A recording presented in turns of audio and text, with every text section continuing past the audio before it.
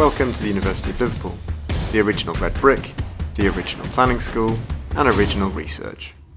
Hello and welcome to this Planning Research Institute video.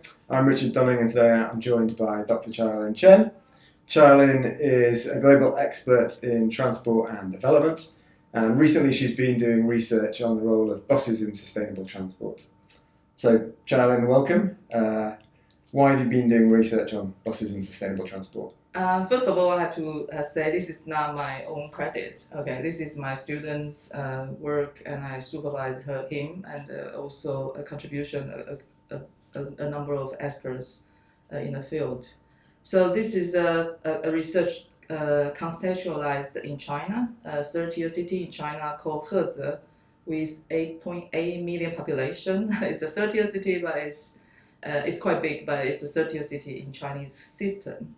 So with the rapid urbanization and also motorization, a lot of issues we all very known in terms of the congestion, pollution, in terms of the space, not enough space for people. So I think the major issues for this one is really how can we encourage mode shift to public transport in the context. So we I think contacted the local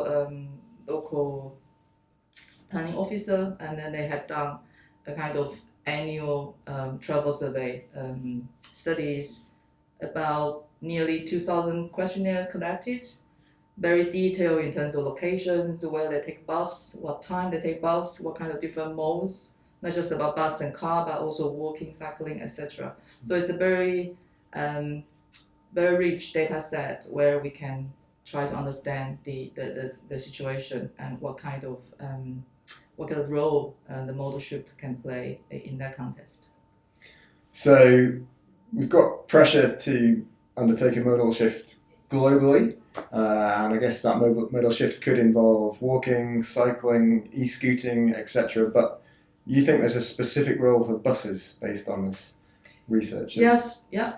So this research actually we found two main findings. The first is the elderly people, unemployed people, as well as some the bus taking departure points around city centers are the situations where they take a bus the most likely.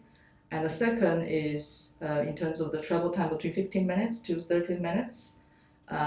Travel distance beyond 9 kilometers are the two conditions where the bus were taken the most of the time.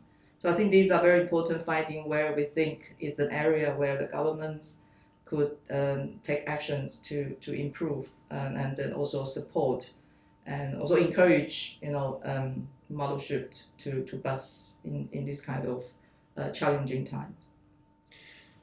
So the 15-minute city Yeah. is a very exciting, controversial subject at the moment. Obviously, that's about 15-minute travel times. And interestingly, yours is 15 to 30 for the bus.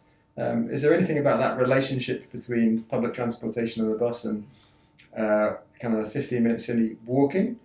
So if I was a planner thinking about how I might roll this out, what are the kinds of things I should be thinking about in relation to kind of active travel more broadly? Yeah, I think so. In terms of the travel time, it would be more like if we can try to encourage and to provide public transport system to take care of this. If people can walk, they just walk.